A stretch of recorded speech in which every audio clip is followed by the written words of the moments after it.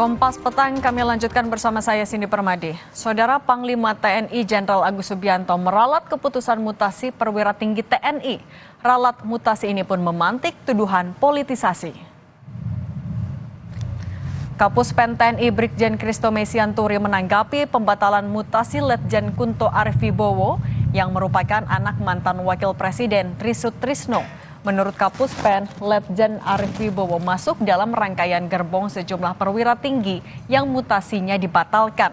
Kapus Pen menambahkan, pembatalan itu karena ada perwira tinggi yang masih bertugas dalam jabatan sebelumnya sehingga belum bisa dimutasi.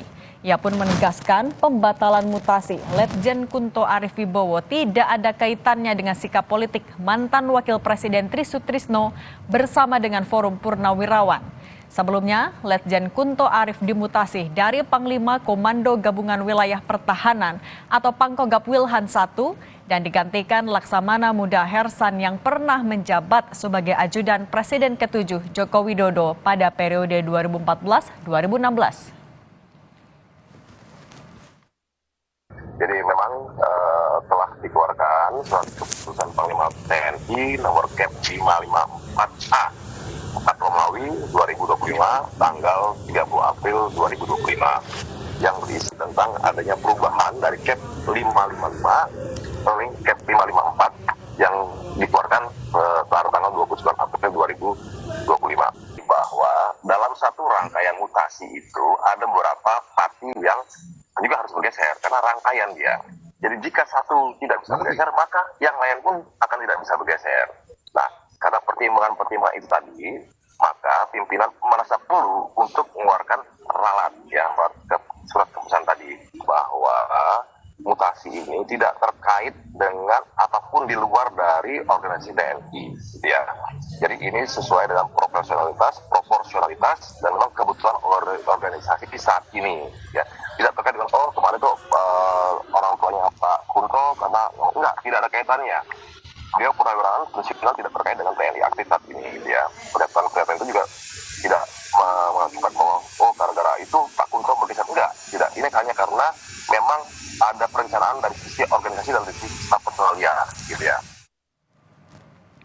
Pasca pembatalan mutasi sejumlah perwira tinggi TNI, Setara Institut menilai jika pembatalan mutasi dalam sehari akan menggerus kepercayaan publik. Setara menyebut akan sulit bagi publik percaya jika pembatalan mutasi didasarkan pada profesionalitas. Setara mengingatkan agar TNI tidak dijadikan alat politik dan harus tetap menjaga netralitasnya.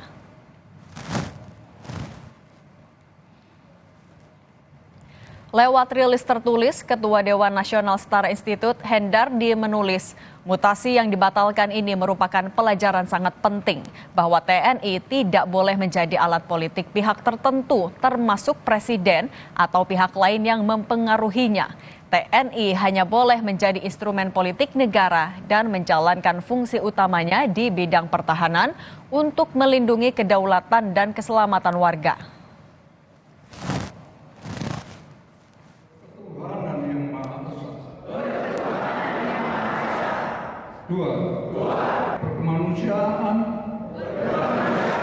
Sebelumnya, para purnawirawan yang tergabung dalam Forum Purnawirawan Prajurit TNI mengusulkan 8 poin kepada Prabowo Subianto.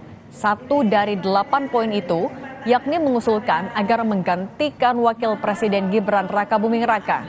Para purnawirawan menilai Gibran masih terlalu belia untuk mempelajari bahkan memimpin satu negara.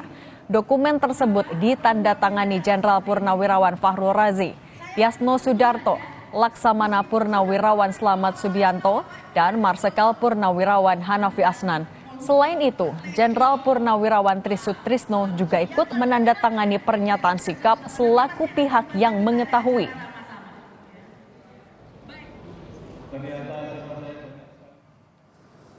Selang beberapa hari kemudian, Penasihat Khusus Presiden Bidang Politik dan Keamanan Wiranto menyampaikan sikap Presiden Prabowo terkait tuntutan Forum Purnawirawan TNI Polri yang meminta MPR mengganti Wakil Presiden Gibran Rakabuming Raka. Menurut Wiranto, Presiden Prabowo menghormati aspirasi yang disampaikan Forum Purnawirawan tersebut. Namun sebagai kepala negara dan pemerintahan, Prabowo memahami batasan kewenangan dalam sistem pemerintahan yang menganut prinsip trias politika. Presiden, walaupun sebagai kepala negara, kepala pemerintahan, ya, juga Panglima tertinggi TNI, ya, istilahnya ya, mempunyai kekuasaan yang tak terbatas, ya. Artinya kekuasaan beliau, kewenangan dia terbatas juga. Iya, kan ada kan 8 poin itu, ya. Sekarang sudah beredar di medsos, ya. Sudah ada banyak komentar yang muncul. Maka inilah ya sikap presiden, ya. Bukan mengasuhkan, ya, tapi tetap menghargai, ya. Karena kita paham bahwa perbedaan itu ada yang pro, ada yang kontra. Perbedaan di masyarakat itu wajar-wajar saja. Hanya saja jangan sampai perbedaan itu ya menjadikan kita tidak satu sebagai bangsa. Perbedaan itu jangan sampai mengeruhkan suasana. Pembatalan mutasi perwira tinggi TNI oleh Panglima TNI Jenderal Agus Subianto mengindikasikan masalah dalam perencanaan personalia TNI, tapi juga memantik tuduhan politisasi. Kita bahas bersama Kapus Pen TNI Brigjen Christomay Sianturi, ada analis militer Anton Aliabas dan Gubernur Lemhanas 2016-2022 Agus Wijoyo, dan ada anggota Komisi 1 DPR RI fraksi PKB Oleh Soleh. Selamat petang, Pak Agus. Ini Pak Agus, Kang Oleh, Pak Anton, dan Pak Christomay sudah bergabung bersama kami. Oh, sudah. Kalau Ya. Oke, Pak Agus, saya mau ke Anda dulu. Pak Agus, selang sehari mutasi dianulir. Ini selama Anda masih aktif di TNI, apakah ini adalah hal yang lazim, hal yang pernah terjadi? Ya, sebetulnya fenomena semacam ini adalah fenomena yang selalu dihadapi oleh TNI dan diingatkan oleh Panglima Besar Sudirman sejak era Panglima Besar Sudirman sampai detik hari ini. Apa itu? Yaitu tentang politisasi TNI. Oleh Pak Dirman disebutkan dua hal yang perlu diwaspadai. TNI jangan terlalu merambah ke atas untuk ikut membuat keputusan politik. Karena hal itu berbahaya untuk menjadikan pemerintahan itu adalah pemerintahan militer. Tetapi juga yang kedua adalah mewaspadai politik sipil itu jangan terlalu ke bawah untuk masuk ke dalam manajemen internal TNI. Karena akan terjadi politisasi TNI, yaitu menyalahgunakan TNI untuk mendukung kekuasaan politik. Nah, ini sebetulnya bahaya klasik yang dihadapi oleh TNI. Dalam Undang-Undang TNI dikatakan tugas Presiden sebagai satu-satunya pejabat yang memiliki kewenangan untuk mengerahkan itu menggunakan TNI, tugasnya adalah satu yang paling strategis, yaitu merumuskan kebijakan umum pertahanan nasional, bukan untuk masuk ke dalam manajemen internal TNI. Hanya itu. Selanjutnya dijabarkan oleh Menteri Pertahanan dan Panglima TNI. Jadi itulah pelajaran yang bisa kita ambil bahwa sampai saat ini kita belum bergerak maju untuk membangun sebuah hubungan sipil militer yang sehat. Ini yang terjadi adalah kontrol subjektif sipil atas militer, yaitu yang seperti saya katakan tadi, menyalahgunakan TNI untuk mendukung kekuasaan politik sipil. Oke. Itu mungkin ya. Oke, Pak Christomay, menanggapi itu, ini menjadi sebuah fenomena ketika ada politisasi di tubuh TNI. Anda menanggapinya bagaimana? Iya, terima kasih. Pak Christomay, silakan. Baik, ya dari sisi Mabes TNI sendiri yang terhormat Pak Agus Wijoyo, senior kami, pimpinan kami, bahwa memang apa yang sudah dikeluarkan kemarin oleh Skep 554A 4 Romawi tahun 2025 itu memang sudah melalui mekanisme sidang Dewan Jabatan dan Kepangkatan Perwira Tinggi TNI. Jadi tidak ada itu terkait dengan unsur-unsur eksternal di luar TNI.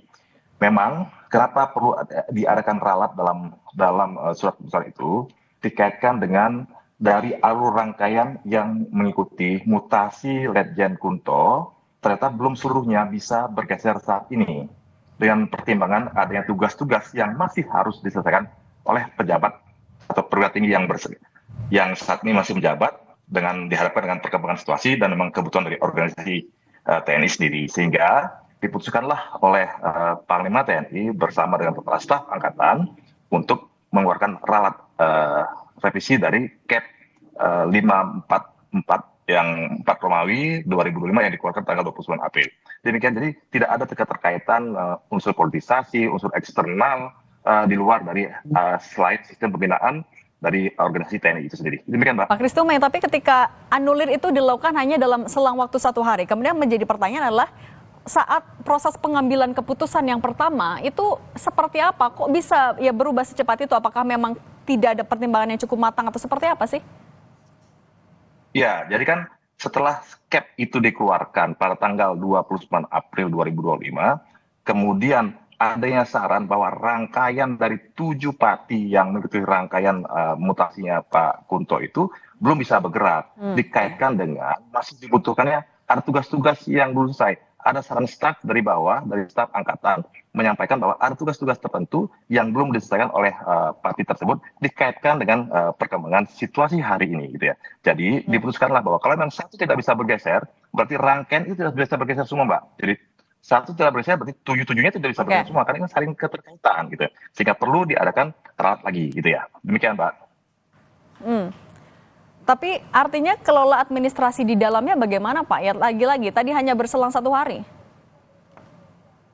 Iya, artinya kan 1 hari itu cukup lama loh, Mbak ya. Artinya kan perkembangan dinamika ini kan juga cukup berubah-berubah ya. Setelah kita lihat kembali, setelah staf menilai kembali kok ada tugas yang memang masih harus dikerjakan oleh pejabat yang bersangkutan dikaitkan dengan perkembangan situasi hari ini, gitu ya.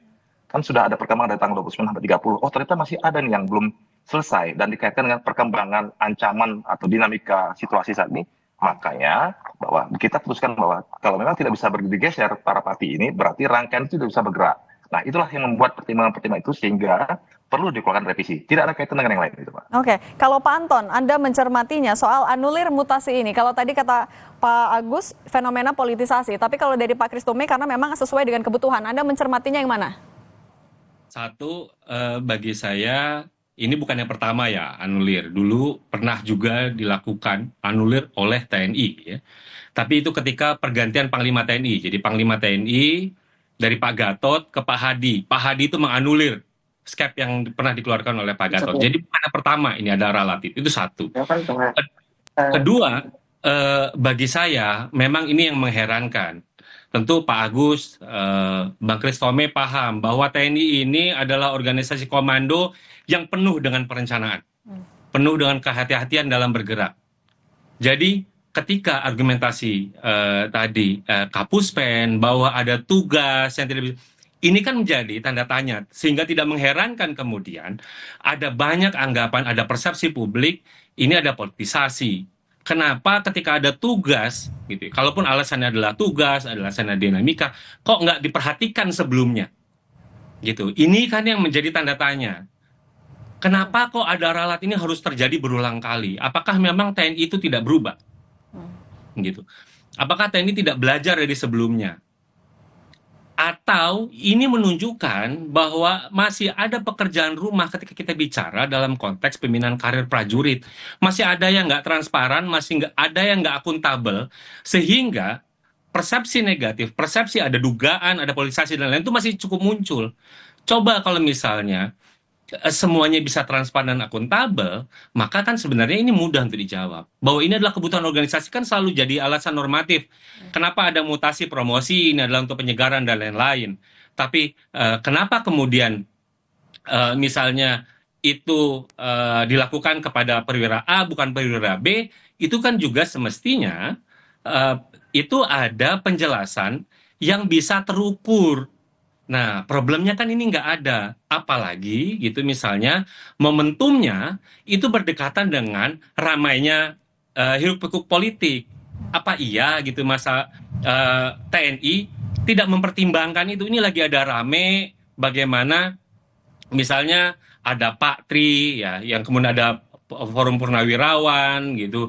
Lalu digantikan oleh mantan ajudan gitu, mantan ajudannya Pak Jokowi. Dari segi kompetensi mungkin dia nggak ada masalah, tapi kalau ngomong tentang timing, apakah iya gitu misalnya mutasi TNI tidak memperhatikan itu?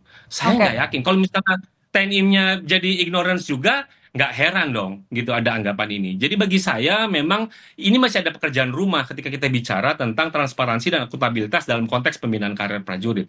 Kenapa prajurit A ini mendapat promosi ini, kenapa bukan prajurit B? Ini kan Oke. juga harus menjadi pertanyaan. Walaupun Mbak, kita harus lihat, misalnya Pangkogap Wilhan itu memang biasanya dilakukan, biasanya diisi oleh perwira tinggi dari TNI AL. Tapi memang sejak 4 bulan lalu diisi oleh Angkatan Darat. Boleh, Oke. boleh saja. Tapi ketika kemudian ada diganti dari Pak Kunto, kemudian jadi Pak Hersan, kemudian tarik-narik, ya ini juga tidak ada salah juga dong ketika ada persepsi masyarakat muncul. Apalagi kemudian Oke. argumentasi, alasan yang disampaikan itu juga bagi publik itu tidak cukup memberikan kepuasan. Oke, Itu, Mbak. oke Pak Anton. Kita tanya dulu ke Pak Kristome. Pak Kristome, bagaimana Anda menanggapi pernyataan analisis dari Pak Anton tadi bahwa kemudian tidak bisa dipisahkan antara kejadian politik yang terjadi dengan pembatalan mutasi ini, Pak Kristome?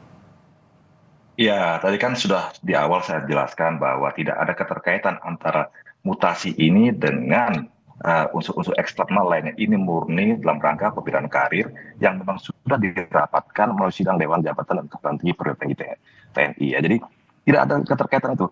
Yang rapat itu adalah Panglima TNI memimpinnya dengan Kepala Staf Angkatan dibantu oleh para asisten personelnya yang memang mereka paham tentang pola karir prajurit. Ya, saya rasa Mas Anton juga tidak mengerti pola karir prajurit kan gitu ya. Artinya yang tahu bengkel dalamnya TNI adalah TNI. Nah, biarkanlah kami TNI untuk merencanakan itu sendiri. Jadi silakan kalau untuk berpersepsi atau berpendapat, silakan ya. Kalau mau mengkait-kaitkan, silakan saya. Tapi yang jelas bahwa hari ini mekanisme prawanjakti, mekanisme wanjakti itu sudah dilakukan. Dan memang ketika keputusan itu diambil, ternyata baru ada saran lain dari staf yang mengatakan bahwa ini tidak bisa ditinggalkan karena ada perubahan dinamika ancaman, Oke. maka harus biarkan ralat. Demikian. Oke, Kang Oleh, kalau dari Komisi 1, apakah juga akan mendalami ini, memanggil Panglima untuk memastikan ada atau tidaknya unsur politis? Tapi jangan dijawab dulu, kita bahas lagi sesaat jeda.